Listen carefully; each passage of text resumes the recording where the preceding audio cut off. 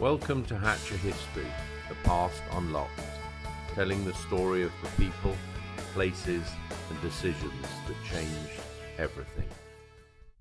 In September 1901, the entry of the USA into the new century was rudely interrupted in Buffalo, New York State. This was when a young anarchist rushed up to President William McKinley, shooting him twice at point-blank range. McKinley fought hard for 8 days, but succumbed to an infection after surgeons had been unable to extract one of the 2 bullets that had hit him. Theodore Roosevelt was then sworn into office, becoming, at the age of 43, his country's youngest ever president. Roosevelt was to spend much of his time in office modernizing America, in the process greatly strengthening the power of the federal government in Washington, D.C., over the separate states.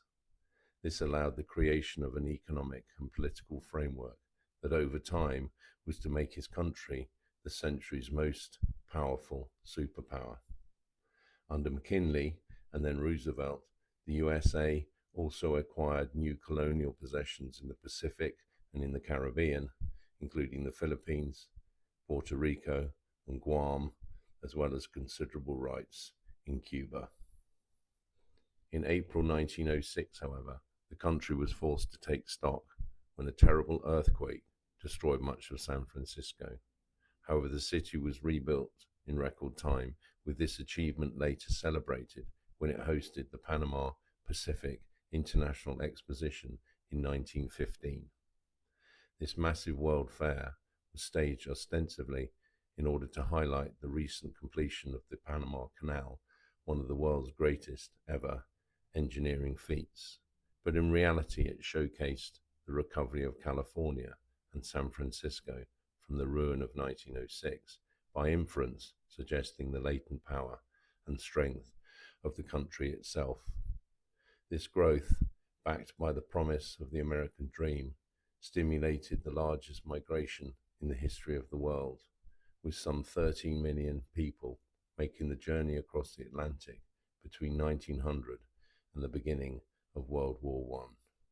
Many sailed for New York, where they first alighted at Ellis Island, just beside the Statue of Liberty and a mile or so from Manhattan Island.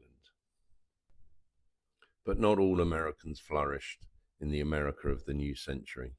A raft of civil rights setbacks in the 1870s and the 1880s had followed the optimism of the immediate post-Civil War Reconstruction period. This deeply affected millions of Black Americans, especially across the Deep South, where Jim Crow laws denied them any meaningful rights.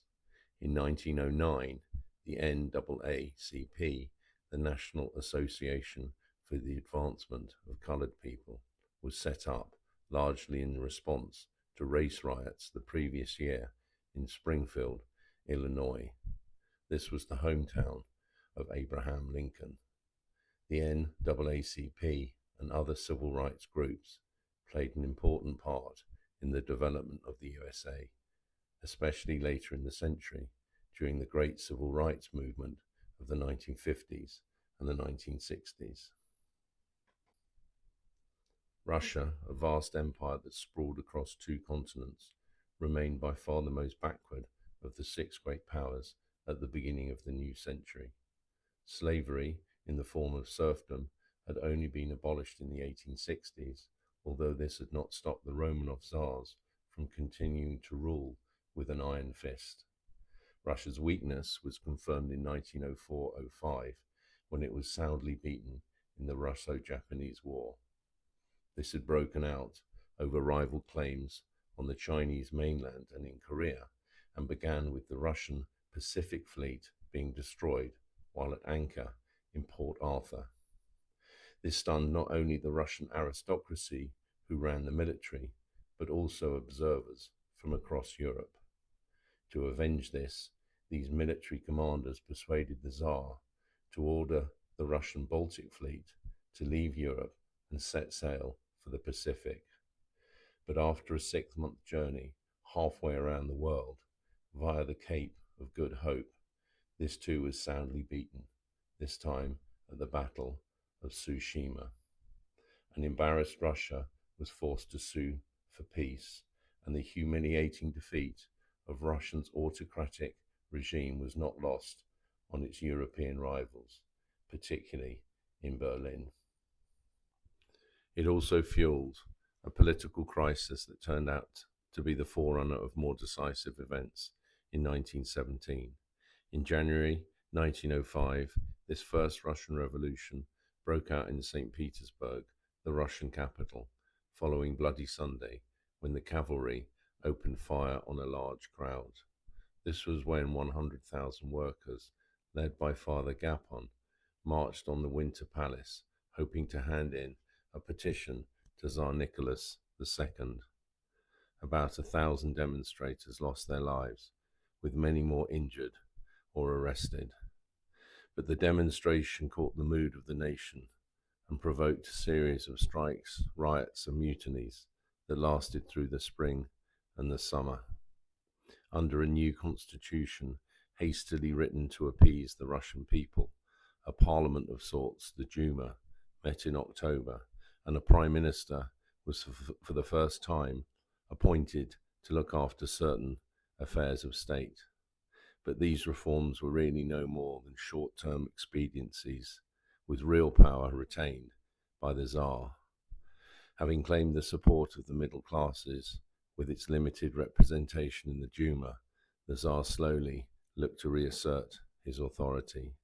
In 1907, the Duma was dissolved just a year or so after it had come into existence, leaving the revolutionaries and the reformers to bide their time.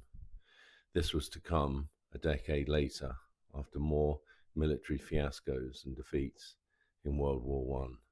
When it did eventually come in 1917, it brought power to a regime that was to play a central role in the history of the rest of the century. As the USA and Russia entered the 20th century in their very different ways, the old superpowers of Europe were forced to deal with the threat posed by a new, vibrant, and unified Germany. Its place as an industrial and military giant dominating continental Europe had begun under Bismarck, the Iron Chancellor.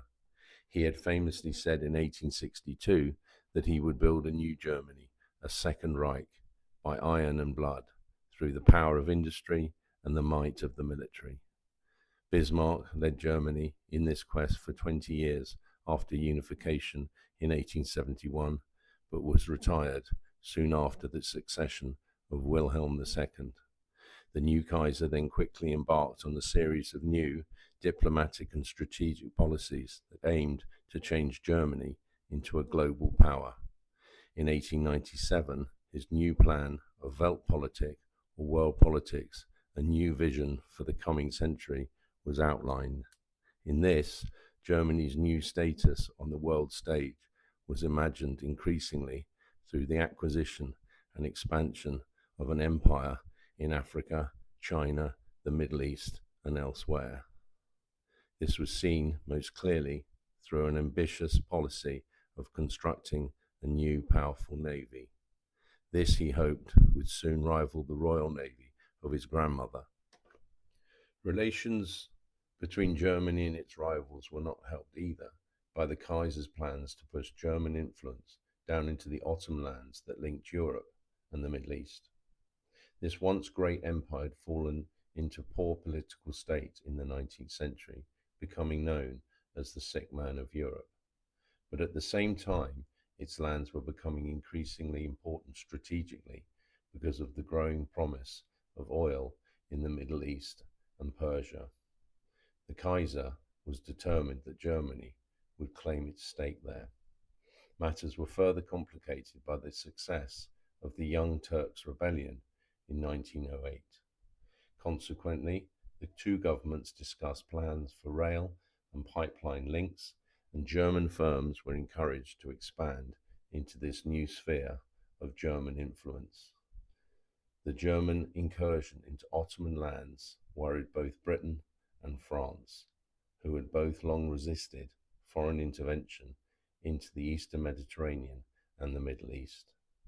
In Britain's case, this was because of the need to maintain the security of the sea route through the Suez Canal to British possessions in India and to secure vital interests in Persia and Mesopotamia. The importance of the region to Britain was also affected by Churchill's decision at the Admiralty a little later in 1911 to change the fuel of the Royal Navy from coal to oil, most of which, at the time, came from Persia.